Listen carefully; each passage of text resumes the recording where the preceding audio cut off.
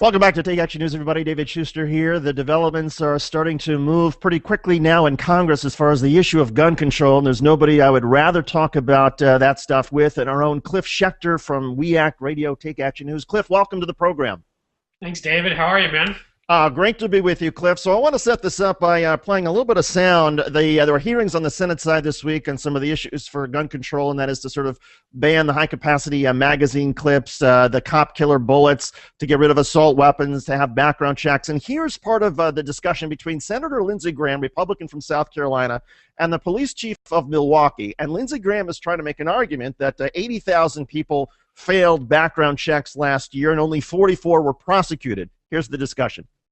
If it's such an important issue, why aren't we prosecuting people who fail a background check? And there are 15 questions there. They're not hard to understand if you're filling out the form. So I'm a bit frustrated that we say one thing, how important it is, but in the real world, we absolutely do nothing to enforce the laws on the books. Now, let's talk... just for the record, from my point of view, Senator, the purpose of the background check... How many cases have you made? How many cases... it doesn't matter. It's a paper thing. Well, I want to stop 76... I want to finish the answer. Well, no, I want to stop 76,000 people from buying guns illegally. That's what a background check does. If you think we're going to do paperwork prosecutions, you're wrong. Cliff Schechter, what'd you make of that? Well, in Lindsey Graham's defense, whenever he doesn't have a week to go rug shopping with John McCain in Iraq, he obviously gets very testy.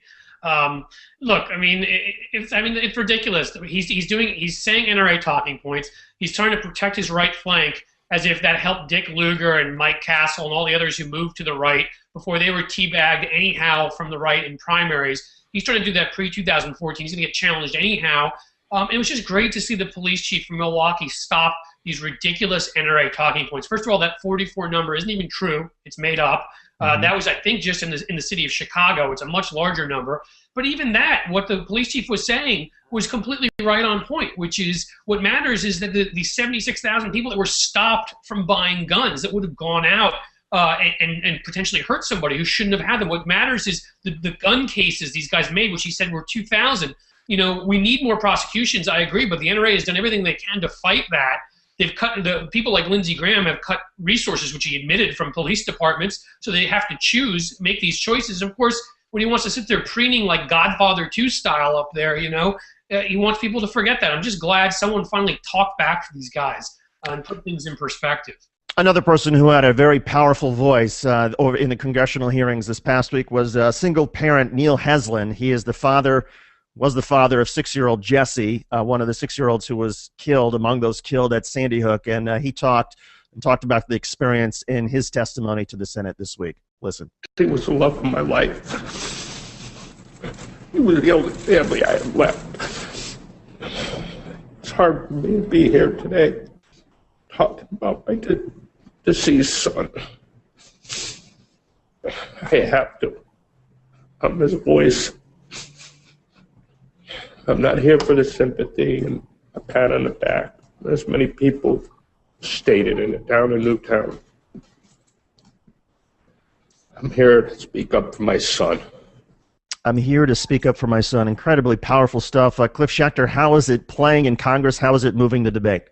It is. And let me just say quickly, I mean, that gentleman, he has such courage. I want to say as a father of 2 boys and a 6-year-old that was in a class of 20 people.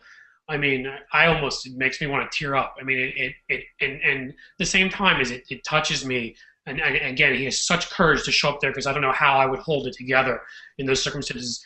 I would, like to thank him, because we need those voices out there, and the voices like his, and those from Virginia Tech, and those from Tucson, and those from Aurora, and many other of these unbelievable tragedies. They are making a difference. Whether they're celebrities or actors or sports stars or police chiefs and others who are willing to put out videos, kids, and speak up, it is making a difference, because we need more. We obviously need the assault weapons ban. We need to be a 10-bullet limit in these clips. But we're at the point now where we've got a lot of Republicans coming out and sort of conceding they're going to support background checks, and they're going to support a gun trafficking bill and others. And so we know we need to counter the crazy right-wing voices, the Ted Nugents, the Wayne LaPierres, couldn't care about that man's son. In fact, most of the Republicans, if I'm correct, got up and left before he gave his testimony, the Republican senators in there. That is how heartless And so that just doubles my determination, and I hope it does other people's too. That's how I react to that, which is these are terrible, terrible people, and I know what side I'm on, and I know what I'm going to fight for.